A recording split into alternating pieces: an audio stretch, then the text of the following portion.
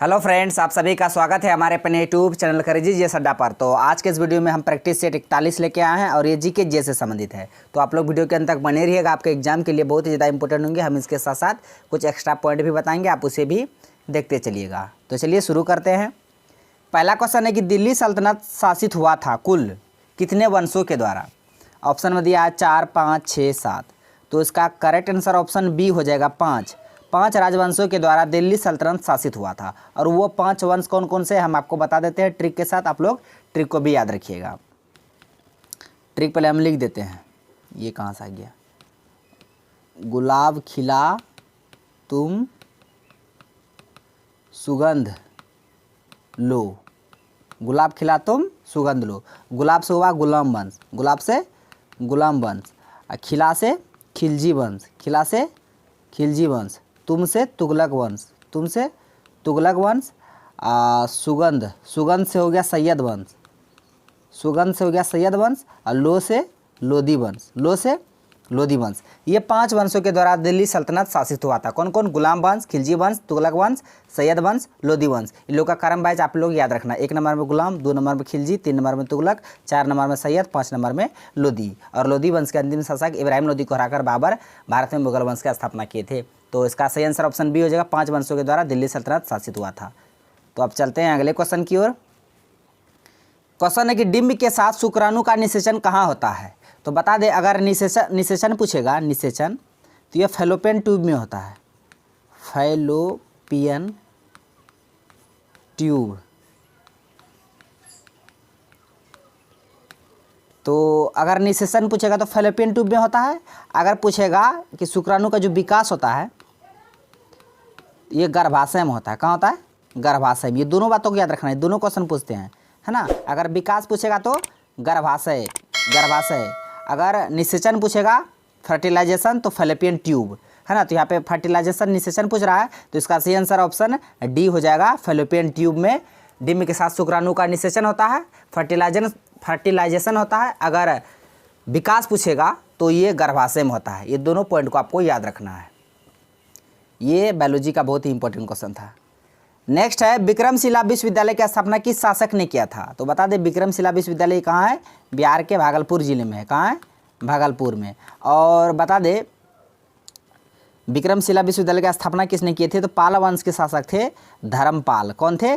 धर्मपाल, जिन्होंने विक्रमशिला विश्वविद्यालय की स्थापना की थी। कहाँ पे? भागलपुर में, बिहार के भागलपुर जिला में है। और धर्मपाल के द्वारा विक्रमशिला विश्वविद्यालय की स्थापना किया गया था। इसका सही आंसर ऑप्शन सी हो जाएगा, धर्मपाल। और जो पाल वंश से संबंधित है धर्मपाल, तो पाल वंश से संबंधित हम कुछ एक्स्ट्रा पॉइंट बता देते हैं। पाल वंश, पाल वंश के संस्थापक कौन थे? गोपाल। पाल वंश के संस्थापक गोपाल थे। और पाल वंश के ही दूसरे शासक थे धर्मपाल, जिन्होंने विक्रमशिला विश्वविद्यालय की स्थापना की थी। इसको आपको याद रखना है ना। लेकिन पाल वंश के संस्थापक गोपाल थे। और उसके बाद इसका आंसर तो बता दें क्या हो जाएगा, ऑप्शन सी हो जाएगा। धर्मपाल के द्वारा विक्रमशिला विश्वविद्यालय की स्थापना किए गए थे भागलपुर में। तो अब चलते हैं अगले क्वेश्चन की ओर। क्वेश्चन है कि दिलवाड़ा के जैन मंदिर जो है उसका निर्माण किसके द्वारा करवाया गया था। दिलवाड़ा में है जैन मंदिर, और यह दिलवाड़ा कहाँ है? राजस्थान में। राजस्थान के दिलवाड़ा में जैन मंदिर है, और उसका निर्माण किसके द्वारा कराया गया था, आपको ये बताना है। ठीक है, हम उसके साथ साथ हम ये भी बताएंगे कब हुआ था, किस वंश के द्वारा हुआ था, और उस वंश के कौन से शासक के द्वारा हुआ था। इन सभी बातों को हम बताएंगे। पहले हम इसका आंसर जान लेते हैं। ऑप्शन में दिया चोल, चंदेल, चालुक्य, गुप्त। तो इसका सही आंसर ऑप्शन सी हो जाएगा। चालुक्यों के द्वारा दिलवाड़ा के जैन मंदिर का निर्माण करवाया गया था। और दिलवाड़ा का जैन मंदिर का निर्माण, यहाँ पे हम हेडिंग ही देते हैं, दिलवाड़ा का जैन मंदिर, दिलवाड़ा जैन मंदिर। इसका निर्माण 11वीं से 13वीं सदी के बीच हुआ था। पहला पॉइंट। और किस वंश के द्वारा? चालुक्यों के द्वारा, चालुक्य वंश के द्वारा। और चालुक्य वंश के शासक थे कौन कौन थे? वास्तुपाल। इसको आपको याद रखना, वास्तुपाल और तेजपाल। वास्तुपाल और तेजपाल, ये दोनों भाइयों ने मिलकर 11वीं से 13वीं शताब्दी के बीच में दिलवाड़ा के जैन मंदिर का निर्माण करवाया गया था। किसके द्वारा? वास्तुपाल और तेजपाल, जो कि चालुक्य वंश के राजा थे। और कब? तो 1231 में। कब? 1231 ईस्वी में। ये सभी पॉइंट को याद रखना है आपको इस क्वेश्चन से रिलेटेड, यानी कि दिलवाड़ा के जैन मंदिर से संबंधित। तो इसका आंसर ऑप्शन सी हो जाएगा। चालुक्यों के द्वारा दिलवाड़ा के जैन मंदिर का निर्माण कराया गया था, जो कि राजस्थान में है। तो अब चलते हैं अगले क्वेश्चन की ओर। क्वेश्चन है कि 14 वर्ष की आयु वाले बच्चों की वृद्धि के लिए निम्नलिखित में सर्वाधिक महत्वपूर्ण कौन सा है। 14 वर्ष की आयु वाले मतलब बच्चों की वृद्धि के लिए सर्वाधिक उपयुक्त कौन सा है। प्रोटीन है या विटामिन है या वसा है या दूध है। तो उसको सर्वाधिक मात्रा में क्या चाहिए उसकी वृद्धि के लिए 14 वर्ष की आयु के बच्चों के लिए। तो इसका सही आंसर ऑप्शन ए हो जाएगा, यानी कि प्रोटीन। प्रोटीन चाहिए सर्वाधिक मात्रा में उसकी वृद्धि के लिए। तो बता दें प्रोटीन से संबंधित 2 क्वेश्चन बनते हैं कि प्रोटीन की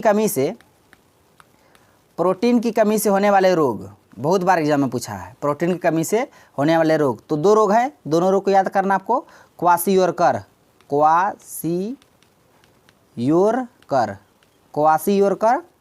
पहला हुआ और दूसरा हुआ मरासमस।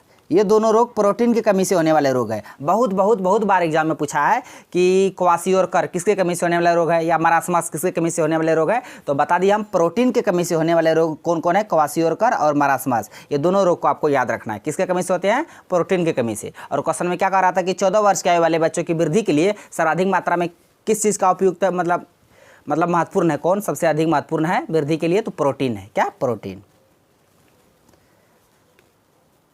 नेक्स्ट है शरीर की सबसे बड़ी हड्डी।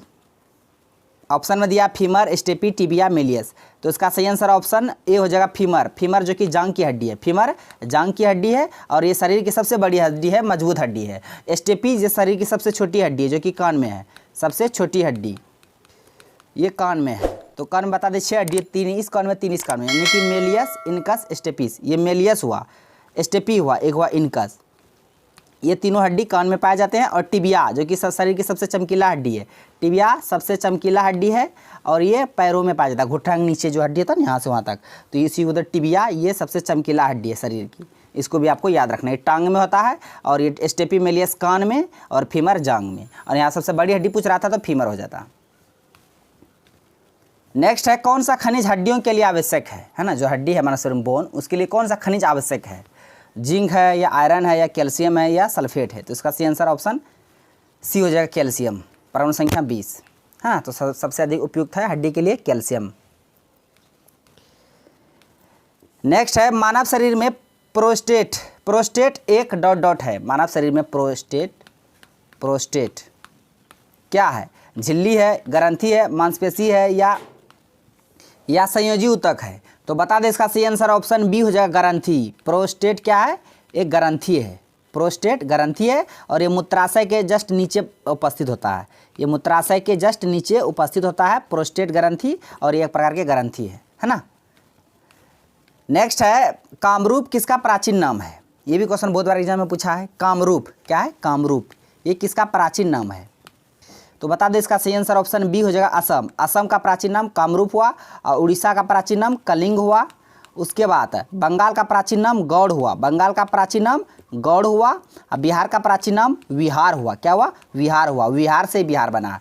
तो चारों का प्राचीन नाम आपको याद रखना है, असम का कामरूप, उड़ीसा का कलिंग, बंगाल का गौड़, बिहार का विहार। ठीक है, अब चलते हैं अगले क्वेश्चन की। चूँकि जीके जिसका क्वेश्चन था उतना हम समय भी नहीं लेंगे, जो एक्स्ट्रा पॉइंट बताएंगे जो होगा उस क्वेश्चन से रिलेटेड उसी को बताते चलेंगे और आगे बढ़ते चलेंगे। ठीक है, और इस क्वेश्चन का आंसर को आप लोग को कमेंट बॉक्स में दे देते हैं। और क्वेश्चन है, हाँ एक क्वेश्चन है, इठो क्वेश्चन का आंसर बता देते हैं कि आत्मकथा जो शाहनामा है, शाहनामा के लेखक कौन है।